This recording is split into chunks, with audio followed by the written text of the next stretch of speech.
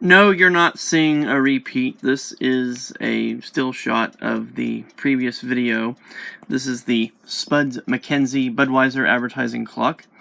And with me here is a Westclox Raven from World War II.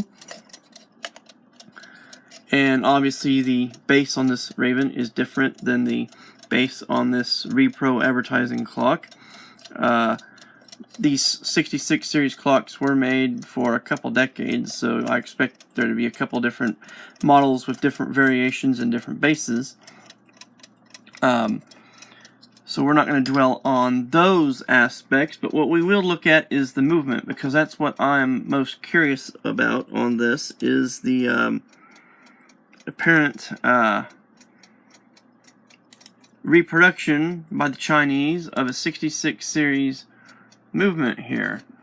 And here's a shot of the back view of that Budweiser advertising clock, and here is a back view of my Raven. Now, do not let the location of the crescent slot for the regulator fool you. Obviously the balance wheel is centered somewhere there, and they can easily flip the location of this since the pivot is there. The regulator can either come off this way or come off that way, and so the slot can be here or here, so that is a non-issue.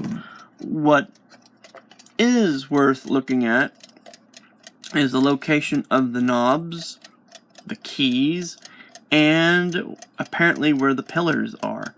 And if you'll see on this clock, there are 1, 2, 3, 4 screws which screw into the pillar at the back plate that holds the movement to the rear stamping of the case.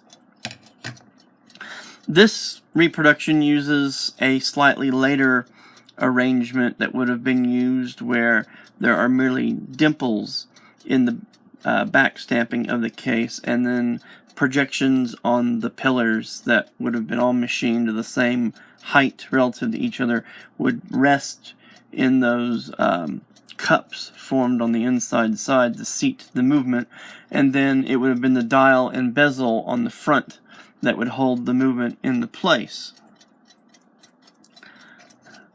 I find this all very interesting.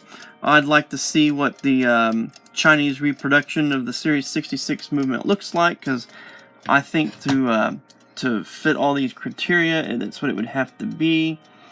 Here is a typical Chinese-made two-key movement that you see in a lot of mechanical wind-up alarm clocks, including some that are labeled Big and Baby Ben that are reproductions. This is one that actually came out of a Westclox twin bell top alarm clock made sometime in the mid to late 90s. And as you can see, it's just plastic gearing outside of the movement plates, but all the gearing inside is metal, and this one sacrificed its mainspring on the time side for a more important clock. Here is the Series 66 movement, and I'll try to hold it in the same orientation that it's shown here. You can see the empty hole there for the on-off button that this clock lacks, because it's obviously out of a different case. There's a little projection there where a on-off button on the top of the clock would have silenced the alarm. This clock is dated from June of 1941, and you can see it doesn't like me moving it around and touching it in places because it stops and starts. This is what a Series 66 movement looks like. They are a genuine low cost movement for their time. It's where Westclox experimented with a lot of their cost-saving features, such as the half-shrouded lantern pinions. As you see, this one here is half-shrouded. And it's also worth noting that the animated beer can is attached to the lever arbor. It's extended out on the dial side, and then the beer can attaches there.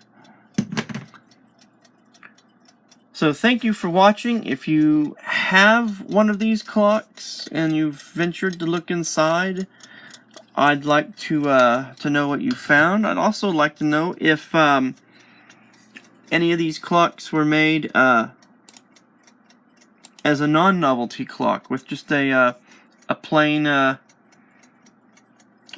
dial similar to this. It would be interesting to find out. So this is Oklahoma Bridges. Thank you for watching.